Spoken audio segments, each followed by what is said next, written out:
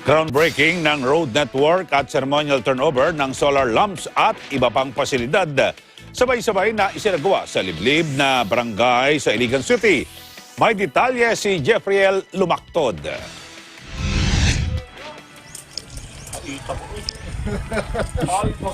Sa layuning mapataas ang kalidad ng pamumuhay sa Hinterland Barangay ng Iligan City, naghandog ang LGU ng mga panibagong proyekto na tiyak pakikinabangan ng lahat at bilang parte ng paglulunsad ng LCACO and Local Communist Armed Conflicts sa mga kaduluduluhang barangay ng lungsod.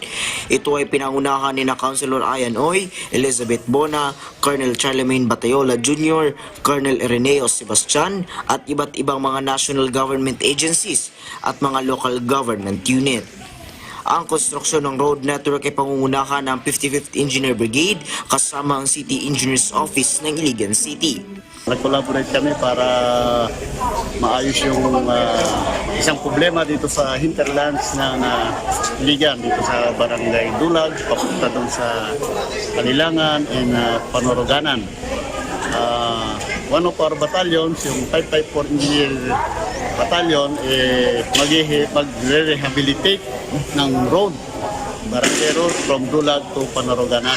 Ayon naman ni City Councilor Ayan Oy na ang rehabilitation sa road network ay isang malaking tulong upang mapadali ang pagdadala nila ng kanilang mga produkto sa mismong sentro ng lungsod. Karamihan ng mga tao dito is mga farmers, so hindi na sila magproblema, no, sa pagdala ng kanilang mga product galing Panoroganan, Kalilangan at sa Dulag hanggang sa city.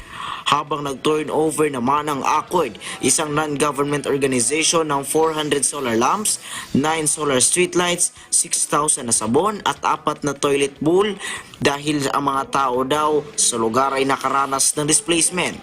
So ang bitbit namin ngayon for the 4 conflict-affected barangays ay mga solar lamps, solar lamp post, toilet bowls at saka mga sabon. Ito ay bahagi ng immediate response, no, dahil yung mga tao ay nakaranas ng displacement. Kasabay ring inagurahan ang communal toilet ng barangay bilang bahagi sa LCAC at lubos rin ang pasasalamat ng mga residente lalong-lalo na ang mga barangay officials sa mga ipinagkaloob sa kanila.